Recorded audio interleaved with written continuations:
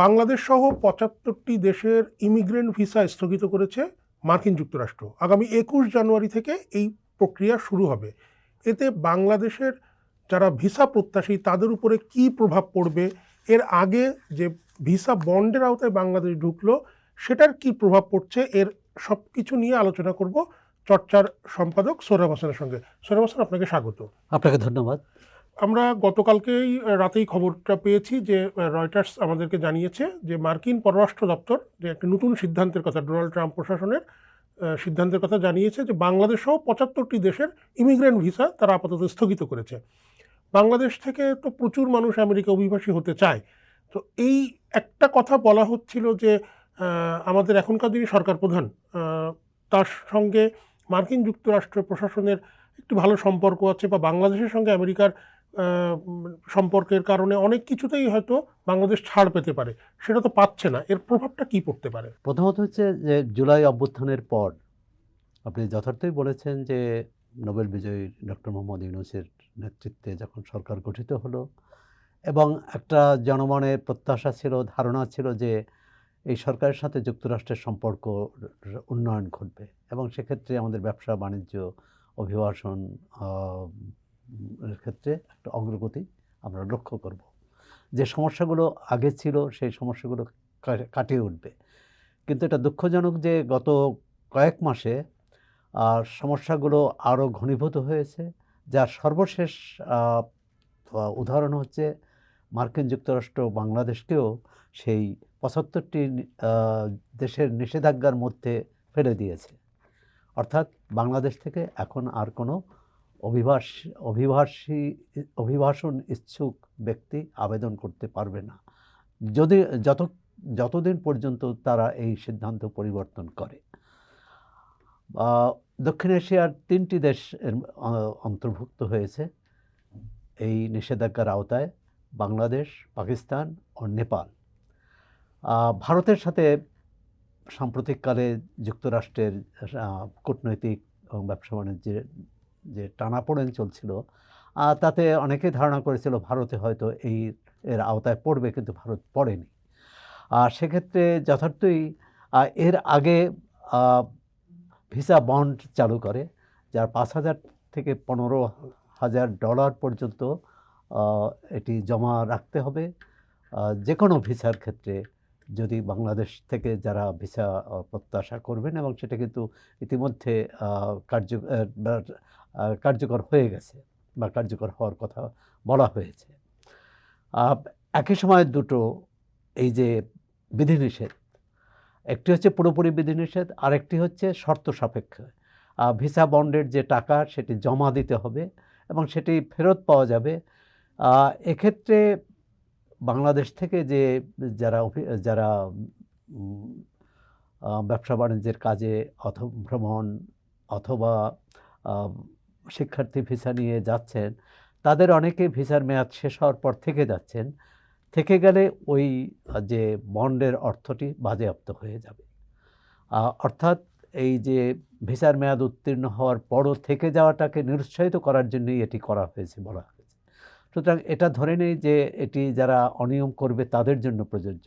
কিন্তু সর্বশেষ যে যুক্তরাষ্ট্রের সিদ্ধান্ত, সেটি হচ্ছে বাংলাদেশের কোনো নাগরিক আর অভিবাসী ভিসার জন্য আবেদন করতে পারবেন না।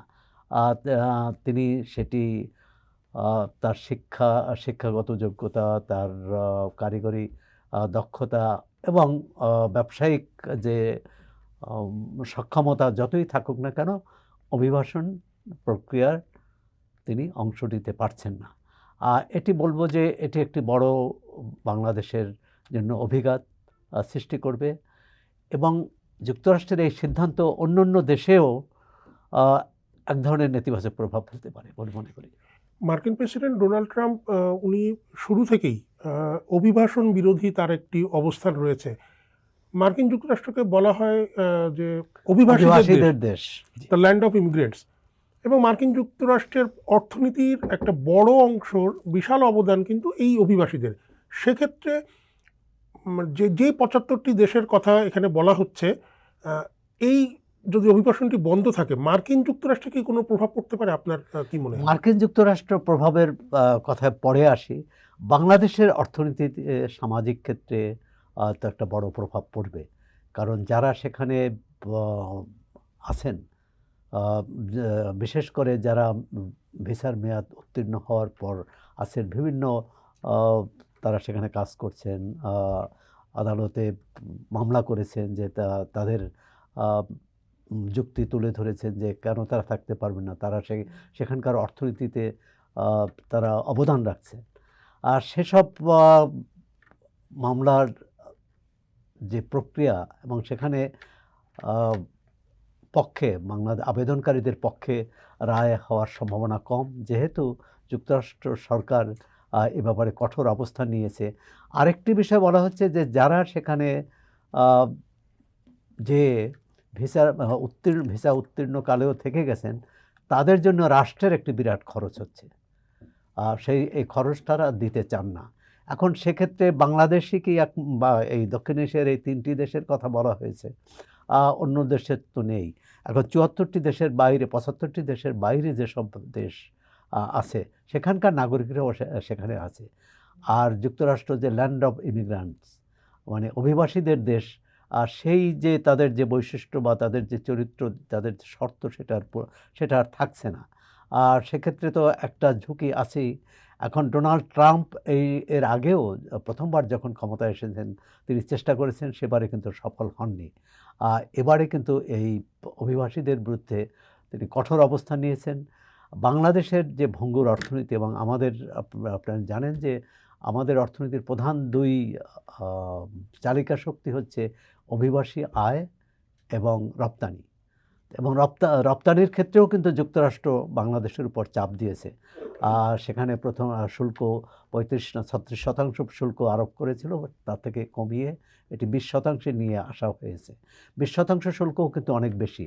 এর বাইরেও কিন্তু শুল্ক দিতে হয়, যে রপ্তানির ক্ষেত্রে তাদের যে নিয়ম অনুযায়ী।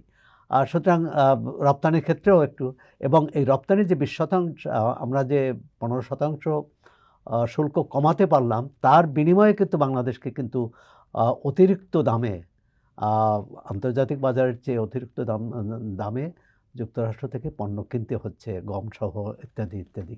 এবং অস্ত্র কেনাবেচা, অস্ত্র, বোয়িং ইত্যাদি রপ্তানির বিষয়েও যুক্তরাষ্ট্র চাপ দিয়ে আসছেন। আরও একটি খুব মজার বিষয়, যে ভিসা বন্ডের বিষয়ে যখন আমাদের নিরাপত্তা উপদেষ্টা খলিলুর রহমান সেখানে আলোচনার জন্য গিয়েছেন এবং সেখানকার একজন সহকারী সচিবের সঙ্গে কথা বলেছেন, আমরা ধারণা করেছিলাম এই আলোচনায় বোধহয় একটা ইতিবাচক খবর আসবে। এর মধ্যেই আসলো এই নিষেধাজ্ঞা, অভিবাসন নিষেধাজ্ঞা। এবং বাংলাদেশের প্রবাসীরা যে অর্থ পাঠান, একসময় মধ্যপ্রাচ্য এবং মালয়েশিয়ার যারা কাজ করতেন, তারাই তাদের অর্থের যোগানই ছিল বেশি। কিন্তু সাম্প্রতিককালে যুক্তরাষ্ট্র এবং যুক্তরাজ্য সহ পশ্চিমা দেশগুলোর থেকেই এই প্রবাসী আয় বেশি আসছিল। তা সেক্ষেত্রে এই প্রবাসী আয় প্রভাবে একটা আঘাত পড়বে। এবং সবচেয়ে হলো যে সেখানে এখন যারা শিক্ষা ভিসায় আছেন, শিক্ষার্থী ভিসায় আছেন, অন্যান্য ভিসায় আছেন, তাদের মধ্যে সংখ্যা, যে এই ভিসার মেয়াদ যদি না বাড়ানো হয়, তাহলে মাঝপথে তাদের শিক্ষা বন্ধ হয়ে যেতে পারে, মাঝপথে তাদের কাজ বন্ধ হয়ে যেতে পারে, দেশে ফিরে আসতে পারে। এ ব্যাপারে আমার মনে হয় যে বাংলাদেশ সরকারের পক্ষ থেকে যুক্তরাষ্ট্রের কাছে সুস্পষ্ট ব্যাখ্যা দাবি করা উচিত। কোন অবস্থায় যে অবস্থায় আছে, সেখান থেকে তারা যাতে ক্ষতিগ্রস্ত না হয়।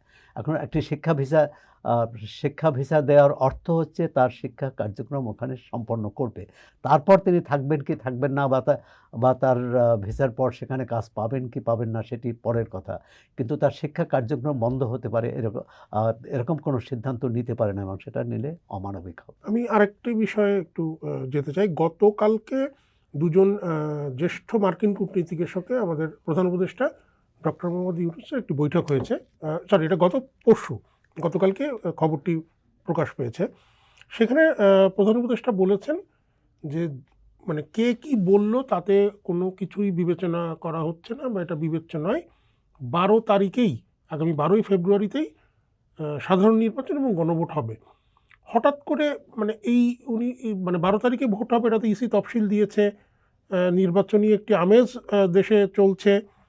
খুব শীঘ্রই প্রার্থীদের প্রচার শুরু হবে। তখন প্রধান উপদেষ্টা এ ধরনের একটি কথা বললেন। মানে আপনার কাছে এটা কি মনে হচ্ছে, কোনো ধরনের কি মানে চাপ আছে কিনা নির্বাচন নিয়ে, বা নির্বাচনকে বাধাগ্রস্ত করার কোনো ধরনের ষড়যন্ত্রের মানে গন্ধ উনি পাচ্ছেন কিনা, বা আপনার কাছে না, বিষয়টি কেমন? ষড়যন্ত্র গন্ধ পাচ্ছেন কিনা এটা উনি বলতে পারবেন। তবে প্রধান উপদেষ্টা যে বক্তব্য দিয়েছেন তাতে একটা হচ্ছে যে সামাজিক যোগাযোগ মাধ্যমে এবং নানা মহলে, রাজনৈতিক মহলে কিন্তু আলোচনা আছে, গুঞ্জন আছে যে নির্বাচনটা আদৌ হবে কিনা, এই প্রশ্ন জনমনে আছে।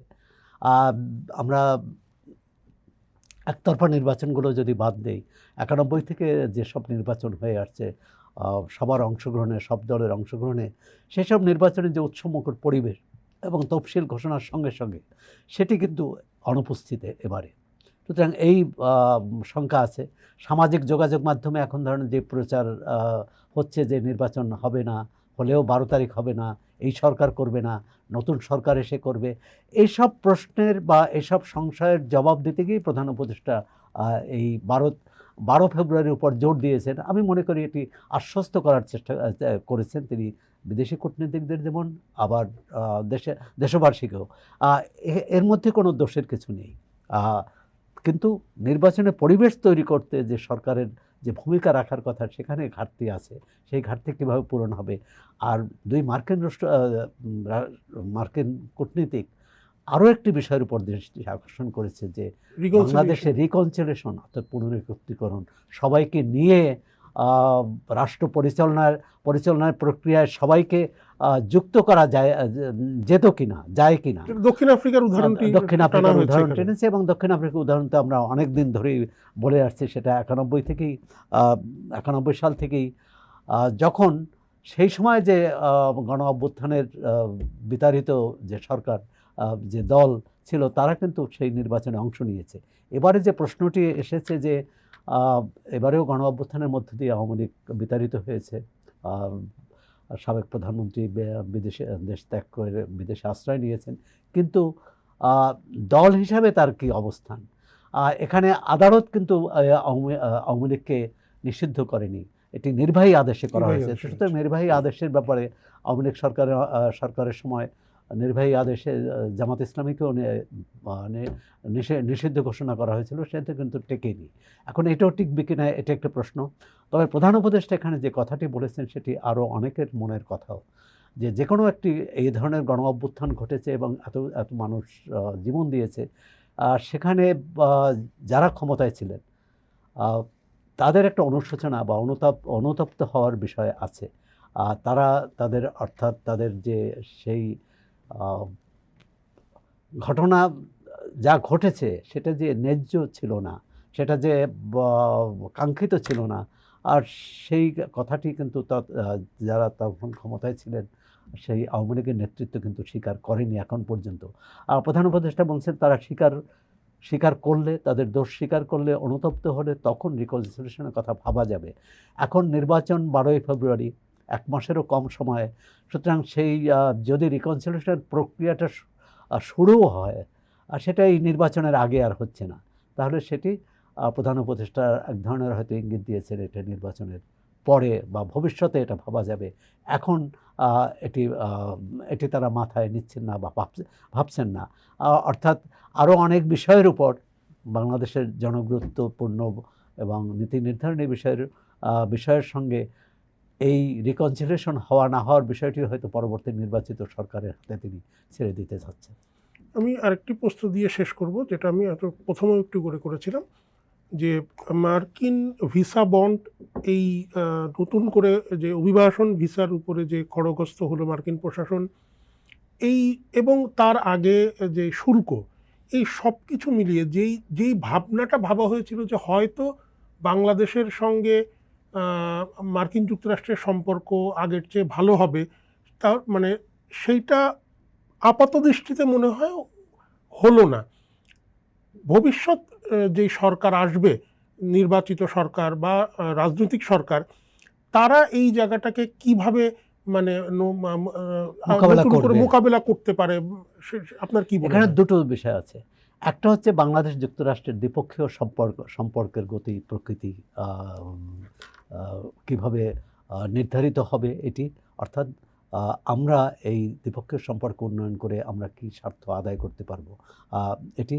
আর আরেকটি হচ্ছে যুক্তরাষ্ট্রের বর্তমানে যে প্রেসিডেন্ট ডোনাল্ড ট্রাম্প, তার যে ভূ রাজনীতি, তার যে পররাষ্ট্র নীতি, সেখানে বাংলাদেশের অবস্থানটা কোথায়? তা আমার মনে হয় সেখানে বাংলাদেশের অবস্থাটা এমন রাগ অনুরাগের বিষয় নয়।